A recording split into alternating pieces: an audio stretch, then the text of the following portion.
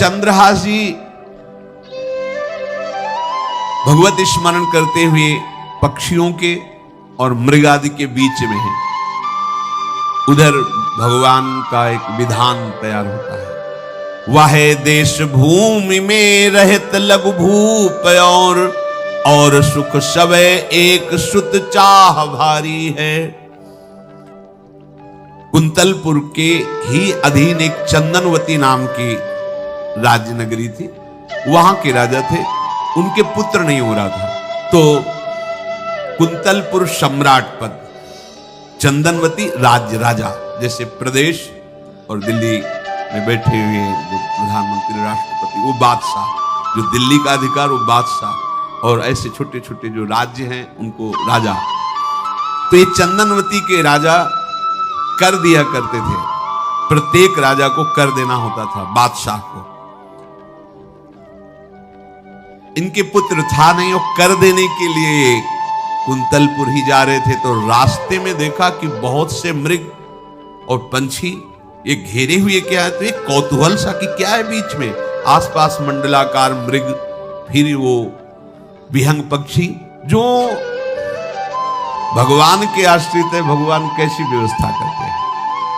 वो चंदनावती के राजा दौड़ करके एक कौतूहलवश, क्या है यहां, मृगी पंक्तियों के बीच में पक्षी, हुमा नाम का बड़ा पवित्र पक्षी हिमालय आदि में पाया जाता है, जिसके ऊपर इसकी छाया पड़ जाए वो ऐश्वर्यवान हो जाए। देखा बालक दिव्य तेजों में, और मूर्छावस्था में नजदीक गए तो अंगुली पूरी कटी हुई थी, तो रक्त प्रवाह, गोद में उठाया और आनंदित हो गए, हमारी पुत्रेष्टि यज्ञ सफल हुई, हमारा दान पुण्य सफल हुआ, ऐसा हमें सुंदर बालक मिला। चंद्रहास जी को लेकर के घर आए और हृदय में भगवान का बार बार कृपा प्रसाद मना रहे हैं, मुझे भगवान ने पुत्र दिया। चंद्रहास जी को लेकर आए, आनंद मंगल बधाइयां बजने लगी, बहुत सी संपत्ति न्यौछावर कर दी। 5 वर्ष के चंद्रहास जी हैं। पूछा, बेटा तुम्हारे माता पिता कौन है? कहा, श्री कृष्ण। परिवार में कौन है? श्री कृष्ण। मतलब तुम्हारा कोई नहीं है? नहीं है, श्री कृष्ण। समझ गए कि भगवान ही हमें कृपा करके ऐसे महाभागवत पुत्र को दिया। और है कौन? वास्तविक कोई नहीं, श्री कृष्ण के सिवा। बड़ा उत्सव मनाया और अपने राज सिंहासन का अग्रिम अधिकारी युवराज पद चंद्रहास जी को। अब तो पूरे राज्य में आनंद की वर्षा हो रही। राजा मन में विचार कर रहे हैं कि ऐसा प्रतापी भक्त हमारे यहां आया है, अब हमको किसी को कर देने की जरूरत नहीं। तो जो हर महीने वर्ष में जो बंधा हुआ कर था उन्होंने नहीं दिया। 1 बार 2 बार 3 बार जब कर नहीं पहुंचा तो सम्राट ने आदेश किया मंत्री को कि चंदनावती से कराना बंद हो गया है। क्या बात है? यदि वो अहंकार से युक्त हो तो आक्रमण करके नष्ट करो, यदि समस्या है तो उसका सहयोग करो। बादशाह के आदेश से वहां दृष्ट बुद्धि पहुंचे तो युवराज पद पर चंद्रहास जी विराज, जिनको मारने के लिए जल्लादों के हाथ में दे दिया था। पूरे पूर्वासी ऐसा प्रभाव चंद्रहास जी का है कि सब कृष्ण भजन करते हैं, सब आनंद में मगन रहते हैं। चंद्रहास जी थोड़ा सयाने हो गए थे तो पूर्ववासियों को उपदेश देते, एक बार हमारे राज्य में भोजन पाया जाएगा 24 घंटे में, और सबके घरों से आरती की शंखनाद घंटानाद सुनाई देना चाहिए। सबके यहां शाम के रोज नाम कीर्तन और भगवत कथा होनी चाहिए, क्योंकि आयुष्यम चपलम तादृक जल बुद्बुद सन्निभम चिंतयध्वम जनामूढ़ा माधवम वर्षम सुस्थिरम। भाइयों, ये आयु बड़ी चंचल है, कब शरीर छूट जाए पता नहीं, पानी का बुलबुला कब फूट जाए कोई पता नहीं। इसलिए माधव श्री कृष्ण का नाम कीर्तन, उनकी आरती पूजा, उनका ध्यान और एक टाइम भोजन। पूरे नगर में। अब सोचो कितना भक्ति का प्रभाव होता है। पूरा नगर में, हर घर में आरती, पूजा, कीर्तन चक्रवर्ती सम्राट के लक्षण स्वाभाविक चंद्रहास जी में प्रकट होते थे। अब दृष्ट बुद्धि जब वहां गया, देखा युवराज पद पर, पहचाना कि वही बालक है, ये तो चंद्रहास है, क्योंकि काफी समय तो महल में ही रहे थे धाय मां के साथ और अच्छे से पहचान थी। और उन्होंने विचार किया कि ये तो बहुत अनिष्ट हो गया, हमने तो मारना निश्चित किया था और जल्लादों ने इसको छोड़ दिया और अब तो ये राजा का राजकुमार बन गया।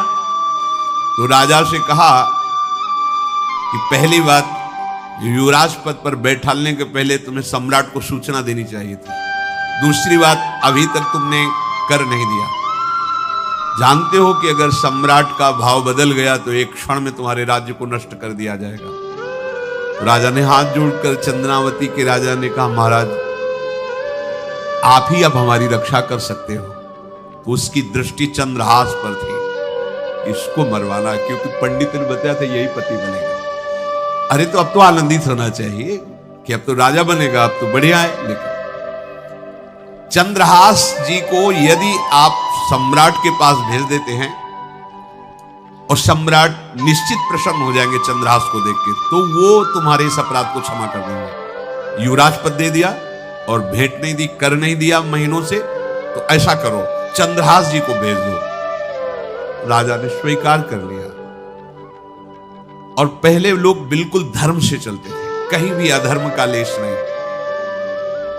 एक चिट्ठी लिखी दृष्ट बुद्धि ने और चंद्रहास जी से कहा खोल के पढ़ना नहीं, मेरे पुत्र मदन को देना जाके, और मदन तुम्हें फिर आगे का कार्य सम्राट से मिलाना, माफी करवा देना, ये सब करवा देगा, पर ये चिट्ठी तुम रास्ते में खोल के नहीं देखना। वैसे भी किसी का पत्र खोल के देखने का धर्म नहीं कहता। अगर कोई पत्र दे तो ये नहीं कि इसमें क्या लिखा है, नहीं, या तो हिम्मत नहीं है, इतनी धैर्य नहीं है तो मत लो।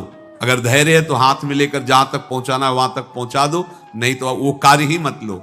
ये अधर्म है कि आप बीच में उसको खोलकर पढ़े। पहले लोग बहुत धर्मात्मा होते थे, एक एक बात धर्मयुक्त होती थी।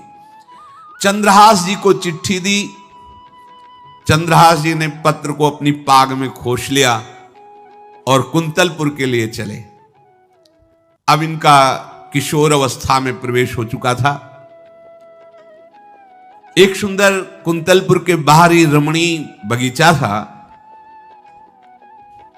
वृक्ष बहुत सुंदर सुंदर, पुष्प वाटिका भी बड़ा मनोरम लगा।